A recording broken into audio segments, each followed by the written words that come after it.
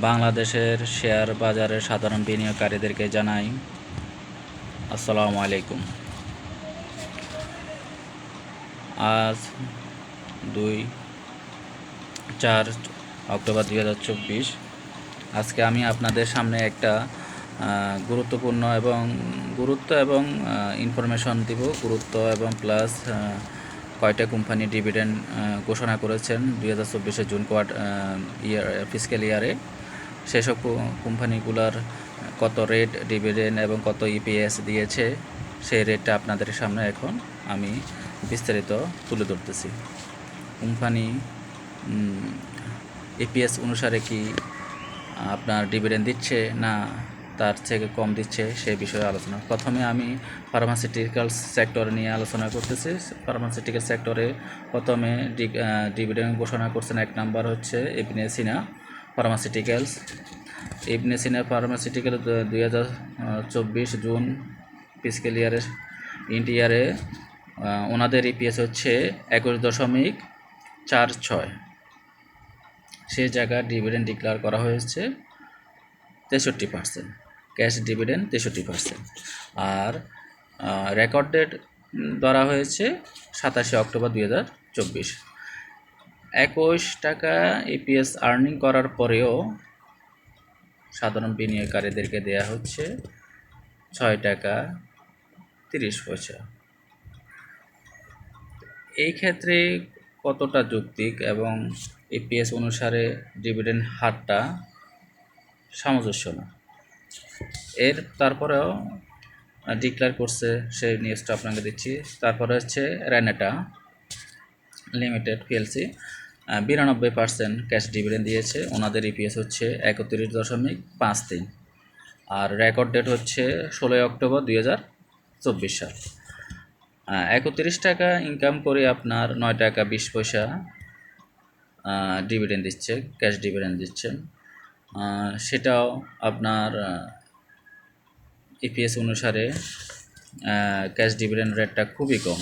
তারপরে হচ্ছে Beacon pharmaceutical cash dividend দিয়েছেন 20%, ইপিএস হচ্ছে 2.26।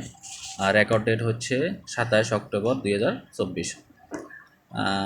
বিকন ফার্মাসিউটিক্যাল ইপিএস অনুসারে আপনার ক্যাশ ডিভিডেন্ডটা লেভেল আছে, ঠিক আছে। তারপরে হচ্ছে ট্যানারি সেক্টরে আমি একটা কোম্পানির নাম বলবো, সেটা হচ্ছে এফএক্স ফুটওয়্যার। এফএক্সের ক্যাশ ডিভিডেন্ড দিয়েছে 35%, স্টক ডিভিডেন্ড বা বোনাস ডিভিডেন্ড দিয়েছেন 10%। ওনাদের ইপিএস হচ্ছে 12.86 টাকা এবং রেকর্ড ডেট হচ্ছে 22 অক্টোবর 2024। যেখানে স্টক ডিভিডেন্ড দিলে আপনার কোম্পানি সাধারণ শেয়ার এবং রেটটা একটু কমে যায়। ক্যাশ ডিভিডেন্ড দেওয়াটা সবসময় সাধারণ বিনিয়োগকারীদের জন্য ভালো এবং শেয়ারের মূল্যটা ভালো থাকে, সবসময় হাই রেঞ্জে থাকে। পরবর্তীতে আমি ইঞ্জিনিয়ার সেক্টর আরেকটা কোম্পানি আলোচনা করব, সেটা হচ্ছে ন্যাশনাল পলিমার। ক্যাশ ডিভিডেন্ড দিয়েছে 10.5%। তারপর ইপিএস হচ্ছে 2.27, 22 অক্টোবর রেকর্ড ডেট। এই হলো লাস্ট কয়টা কোম্পানির 3 অক্টোবর পর্যন্ত যেসব ফার্মাসিউটিক্যাল কোম্পানিগুলো, 6টা কোম্পানি, এখানে আমি 5টা কোম্পানি আলোচনা করছি। 5টা আরেকটা কোম্পানি আপনার ওরিজি কোম্পানিটা 10% ক্যাশ ডিভিডেন্ড দিয়েছেন।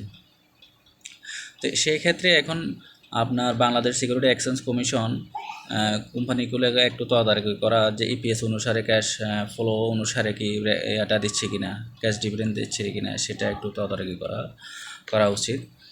আপনাদের সবাইকে সামনে শেয়ার বাজারের ভালো দিনের জন্য অপেক্ষা করার জন্য।